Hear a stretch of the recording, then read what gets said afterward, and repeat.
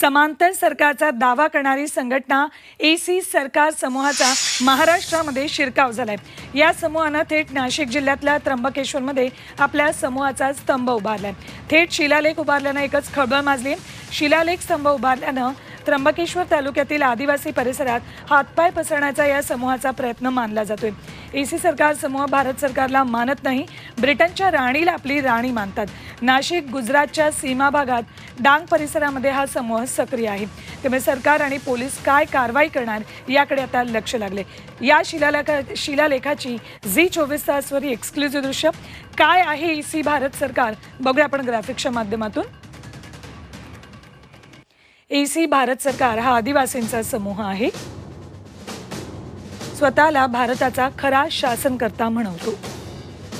केंद्रात आणि राज्यात असलेल्या सरकारला फक्त संस्था मानतो।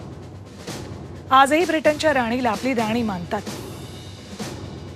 दक्षिण गुजरात, डांग, नंदुरबारमध्ये या समूहाचं वास्तव्य आहे।